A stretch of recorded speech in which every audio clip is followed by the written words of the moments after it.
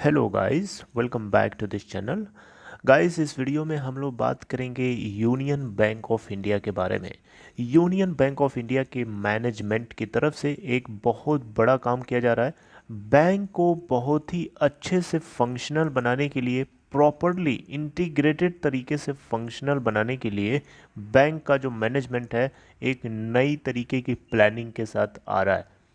और मुझे पूरी तरीके से उम्मीद है कि ये बैंक जो है अपने इस तरीके से प्लानिंग के तरीके से अगर पूरी तरीके से फंक्शनल होके काम करता है तो आने वाले टाइम में मिड मिड मैं शॉर्ट टर्म की बात नहीं कर रहा हूँ, मीडियम टर्म की बात कर रहा हूँ। तो मीडियम टर्म में मुझे लगता है कि इस बैंक का जो टारगेट होना चाहिए 80 रुपीज़ के ऊपर चला जाएगा। ये बैंक अभी भी आपको बताना चाहूँगा अंडर वैल्यूड है, ओवर वैल्यूड नहीं है, अंडर वैल्यूड है। अभी भी इसके अंदर मौका है पोजीशन बनाने का, और अभी भी अगर आप कोई पोजीशन इसमें ना बनाए तो मेरे हिसाब से वो एक अपॉर्चुनिटी मिस करेगा।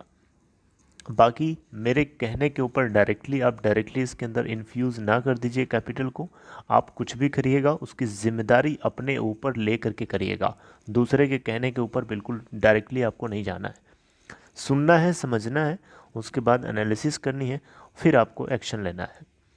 बात करेंगे, लेकिन सबसे पहले अभी की क्या सिचुएशन है। आज 10 फरवरी 2021 12:10 का स्टेटस आपके साथ शेयर करना चाहता हूँ।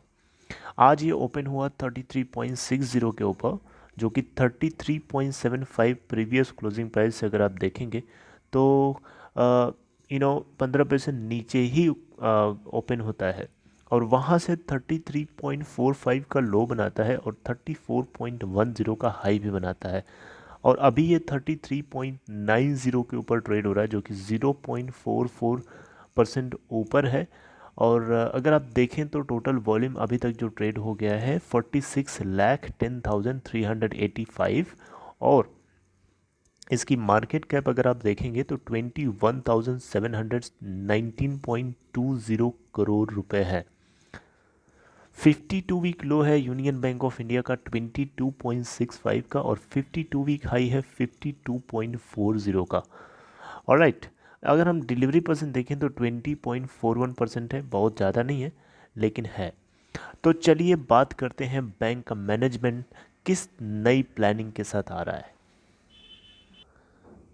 जैसा कि आपको पता है, गवर्नमेंट ऑफ इंडिया ने अगस्त के महीने में 2019 में अनाउंस कर दिया था कि 10 पब्लिक सेक्टर लेंडर्स को, बैंक्स को मिला करके 4 बड़े बैंक्स, मजबूत बैंक्स बनाए जाएंगे। तो उसी मजबूत बैंक्स में से एक है union bank of India. Union bank of India, corporation bank of India और आंध्रा बैंक दोनों को यूनियन बैंक में मर्ज करके बनाया गया है। अब अप्रैल 1 2020 से ये इफ़ेक्टिवली अभी तक काम कर रहा है, राइट। तो यूनियन बैंक ऑफ इंडिया की क्या नई प्लानिंग है।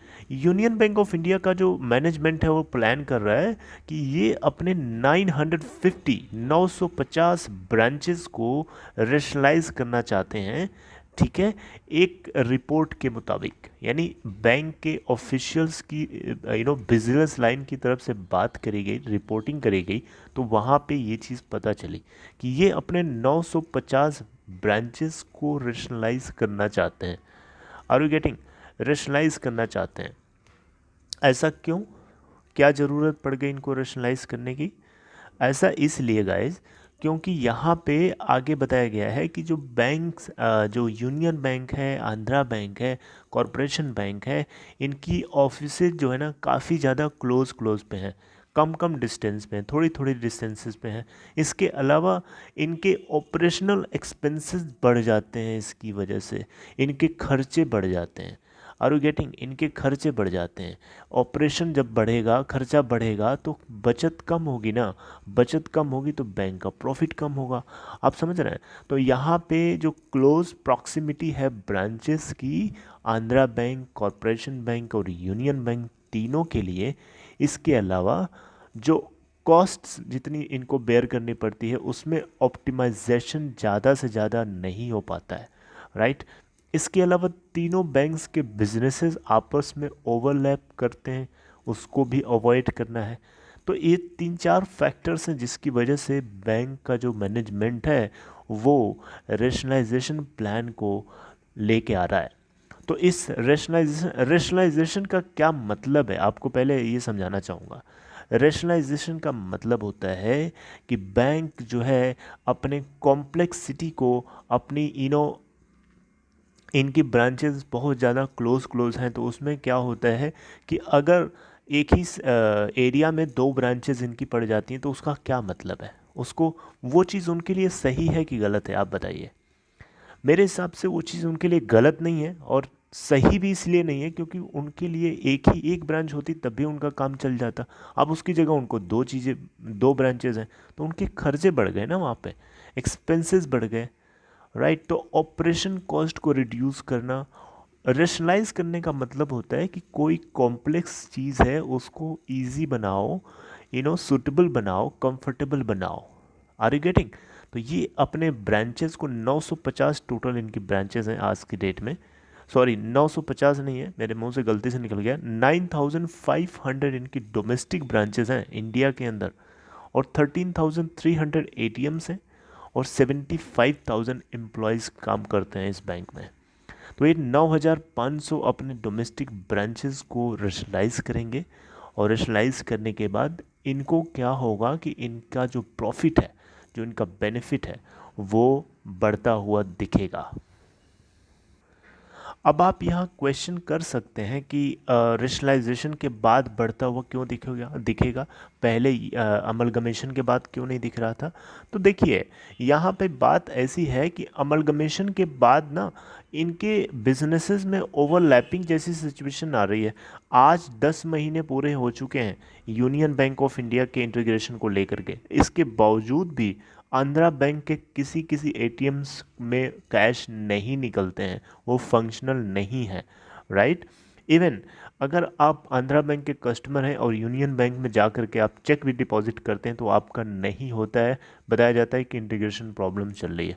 तो इस तरीके की प्रॉब्लम्स को सॉर्ट आउट करने के लिए यहाँ पे यूनियन बैंक के एक ऑफिशियल से बात करी गई बिजनेस लाइन के जरिए, तो उन्होंने बताया कि ये सारी प्रॉब्लम जो है 10 दिन के भीतर भीतर सॉर्ट आउट कर ली जाएंगी, और बैंक जो है इसके ऊपर पूरी तरीके से काम कर रहा है ताकि वो पूरी तरीके से इसको फंक्शनल बनाया जा सके। तो आप ये जो चीज़ें देख रहे हैं ना होते हुए, ये सारी चीज़ों को हम रेशनलाइजेशन करना बोलते हैं। यानी रेशनलाइजेशन जब हो जाएगा इस बैंक के सारे ब्रांचेस का, ठीक है, और एम्प्लॉयज़ का सब कुछ रेशनलाइजेशन हो जाएगा, इन दैट सिचुएशन आप मान के चलिए कि बैंक का जो प्रॉफिट है, जो रेवेन्यू है, जो ऑपरेशनल इनकी कॉस्ट है, काफ़ी रिड्यूस हो जाएगी, तो इनका प्रॉफिट बढ़ेगा। असली बेनिफिट अमलगमेशन का तब मिलेगा, अभी हमें नहीं मिल रहा है। अब धीरे धीरे आने वाले टाइम में इसके अंदर रिकवरी होना तय है। बैंकों को मजबूत बनाने के लिए गवर्नमेंट ऑफ इंडिया अपने लेवल से काम कर रही है, राइट। तो इस सारे पॉइंट्स को काउंट करते हुए मुझे ऐसा लगता है कि ये 80 प्लस में आराम से टच कर सकता है। जी हाँ, 80 प्लस मुझे लगता है, मैं गलत भी हो सकता हूँ। बाकी आपको अपनी एनालिसिस के और अपनी सूझबूझ के हिसाब से काम लेना है, दूसरे की बात को सुनना है, समझना है, और उसको इम्प्लीमेंट करना है अपनी सूझबूझ से, दूसरे के कहने से बिल्कुल नहीं। तो इस तरीके से मुझे लगता है कि आप लोगों को भी ये बात समझ में आ रही है। गाइस, अगर आपको ये कंटेंट अच्छा लगा, अगर आपको लगा कि हाँ आपको ये बात सही है, ऐसा हो सकता है, तो आप कमेंट बॉक्स में मुझे सपोर्ट करने के लिए आप पॉजिटिव कमेंट कर दीजिए। और दूसरी चीज़ ये है कि अगर आपको डीमैट या ट्रेडिंग अकाउंट ओपन कराना है, अगर आप स्टॉक मार्केट में न्यू हैं, तो उस केस में आपको डिस्क्रिप्शन बॉक्स में एक लिंक मिलेगा, उसे क्लिक करिए और आप स्टॉक में अकाउंट ओपन करा सकते हैं। दूसरी चीज़, अगर आप इस चैनल को फर्स्ट टाइम देख रहे हैं, please consider subscribing and hit the bell icon near by that to get notifications for each videos. Okay, तो आपको नेक्स्ट अपडेट के साथ नेक्स्ट वीडियो में ज़रूर मिलूँगा। तब तक अपना ख्याल रखिए। Take care of yourself.